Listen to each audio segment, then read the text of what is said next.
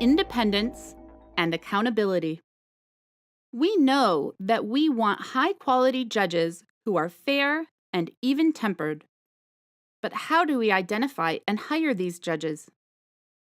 First, we need to decide who ought to choose our judges, and who, if anyone, should be able to decide whether the judges keep their jobs. We might have lawyers choose. Lawyers know about the law, and they know what it takes to make a good judge. They deal with judges on a regular basis. Because we choose judges from the ranks of attorneys, lawyers would already have a network of potential candidates. They might be in a good position to identify those among them who would do well as a judge. Of course, lawyers also have to appear in the courtrooms of the judges quite regularly. So, while it might make sense to have lawyers involved at choosing judges, it might be a problem to have them be responsible for deciding which judges get to keep their jobs.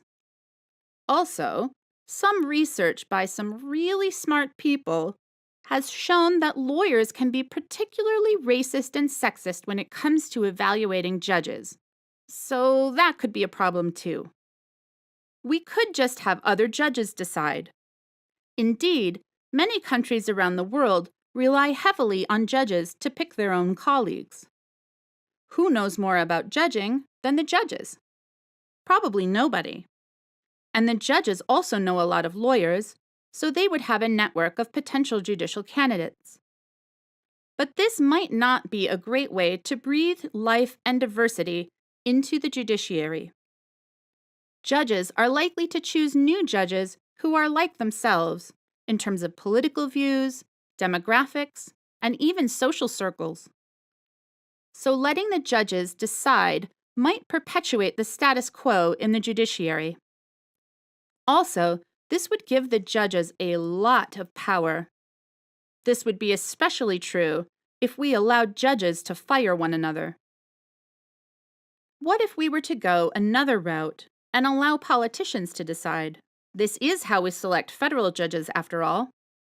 Besides, politicians make and enforce the law, so maybe they know a thing or two about the law. Many of them have been to law school, and a good portion of them have practiced as lawyers. This might provide some kind of balance between the powers of the branches, but it might also make the judiciary subservient to the other branches of government, especially if politicians get to choose which judges keep their jobs. But if we're hoping to channel the will of the people, we might just ask the people to decide. Voters might not have as much information about the ins and outs of judging, but the voters could certainly try to choose judges that share the community's values about certain issues. But voters might have a difficult time making nuanced decisions about judges. Also, if the people get to choose which judges keep their job, then the judges might be subject to the whims of public opinion. Or we could just create a bureaucratic team to choose our judges. Many civil law countries do this, as their judiciary is essentially part of the bureaucracy. We might get a group of experts together whose job it is to determine which lawyers should be judges and which judges should be promoted or fired. So how do we decide who should choose our judges? Which is the best judicial selection system? It depends. There are versions of all of these systems in operation in the world. Which one we choose depends largely on how we see the role of the judge in the political system. We need to think not only about what kind of person we want as a judge, but also what kind of role that judge should play. The most important consideration we have in terms of judicial role is the balance between accountability and independence. On the one hand is accountability.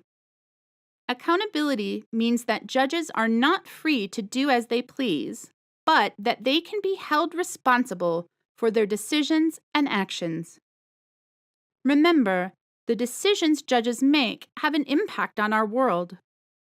They can certainly change the lives of the litigants. So people who argue for judicial accountability believe that society must retain some sort of control over which judges stay on the bench. Most of us would agree that this is necessary, at least to some extent. What should we hold judges responsible for? I think we can all agree that there should be a way to get rid of judges who break the law or accept bribes. We need to be able to get rid of judges who exhibit bad behavior that rises to the level of crime. But what about incompetence? Should we be able to remove a judge who, say, falls asleep on the bench? Or a judge who doesn't understand the law very well? Or who cannot keep control of a courtroom? What about judges who make decisions that we don't like? Should we be able to get rid of those judges? Take the case of Daniel Tavares of Massachusetts. He pled guilty to manslaughter for the murder of his own mother in 1992. While in prison, he made the acquaintance of racist gangs and other not-so-charming folks. He also sent death threats to his own father and to Governor Romney. He had a habit of assaulting people in prison. Just before his release from prison, prosecutors charged him with assault. The lower court judge ordered $100,000 bail, but Superior Court Judge Kathy Tutman overturned the bail, releasing him on his own recognizance and without GPS monitoring. He was ordered to meet with a probation officer 3 times a week, but he only showed up once before he skipped town. Fast forward a couple of months, and Mr. Tavares has murdered a lovely young couple in another state. Observers were dumbfounded by the judge's decision to release him.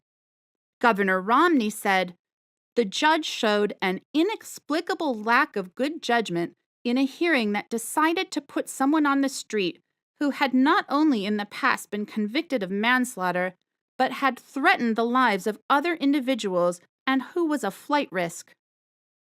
Romney called on her to resign. Of course, it was Governor Romney who had appointed her in the first place. But Tutman declined to step down and is still serving on the Superior Court in Massachusetts. Citizens lamented the fact that they were unable to hold her accountable for what they saw as her lack of judgment. But Tavares is now back in prison, so you can sleep a little better now, as long as you're not in prison with him. But should Judge Tutman be held accountable for this decision? It may not have been technically wrong, but it sure turned out badly. Also, we need to decide to whom judges should be accountable. How do we deal with making sure the judges we pick are good ones and making sure that we get the bad ones off the bench? We could set up a judicial discipline board. All states have these, though they have different names in different states. We might staff these boards with lawyers and other judges. But what about holding judges accountable for things other than bad behavior? Should we let politicians decide if judges should keep their jobs? Maybe we could appoint judges for a fixed term and allow politicians to decide whether to reappoint the judges. Or we might have the voters decide by subjecting judges to periodic elections. Indeed, most states have some mechanism for holding judges accountable for something other than bad behavior. Only 3 states have what amounts to life tenure for judges. The rest require some sort of reappointment or re-election for judges to keep their jobs. But this desire to hold judges accountable is in direct conflict with another important goal, which is to maintain the independence of our judges. Why do we need judges to be independent? Well, we rely on them to make decisions that are sometimes unpopular. If we assume that their decisions are at least guided by what the law and the Constitution require, then we need them to have the freedom to follow the law regardless the wishes of the other branches of government or the people. It is pretty clear that the Reconstruction-era amendments were intended to curb discrimination based on race. But early on, the court declined to interpret it this way. It wasn't until the 1950s that the court finally required states to stop discrimination based on race.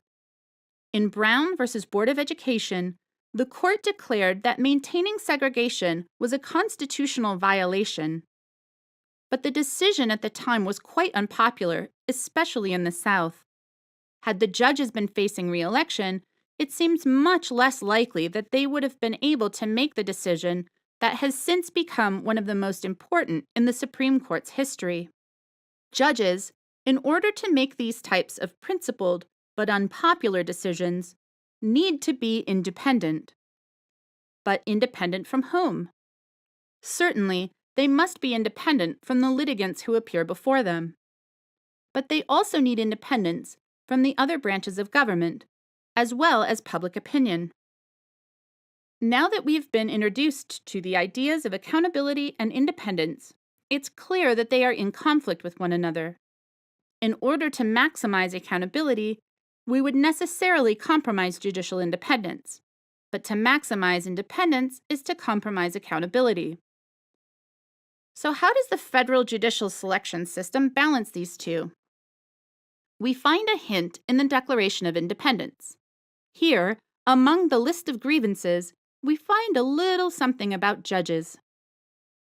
The Declaration complains that the king has made judges dependent on his will alone for the tenure of their offices and the amount and payment of their salaries. In other words, the framers of the Constitution were concerned about the lack of independence in the English system. Indeed, the system laid out in the Constitution is heavily weighted toward independence. The president nominates a candidate with the advice and consent of the Senate. So the politicians do have a significant influence over who is chosen to fill the federal judiciary. But after that, the politicians have very little control. They can impeach judges for high crimes and misdemeanors, but there is no other formal mechanism to hold judges accountable once they are on the bench. As such, we have a relatively independent federal judiciary. Of course, that begs the question, what do we do when one of the judges turns out not to be so great? Well, generally, we just wait. We wait for them to retire or die. But what about the states? States have chosen to balance these needs in a number of different ways. States select their judges through appointments, nonpartisan election, and partisan election. This map shows the different ways that states retain their judges. The darkest purple states are more heavily weighted toward judicial independence, and the lightest states value more accountability. Well, it's clear that the lifetime appointment states have the most judicial independence. However, it's very difficult to decide which order to place the rest of them in. Although people tend to think of nonpartisan elections as being less political, some exciting new research finds that judges in nonpartisan elections may have even less independence than judges who face partisan retention elections. Also, systems that require reappointment give a lot of independence from voters, but they do make judges accountable to politicians. This might be worse for them, too, since the politicians may be a lot more informed about the decisions of individual judges. And if a judge rules against a politician's wishes, that politician is likely to remember it.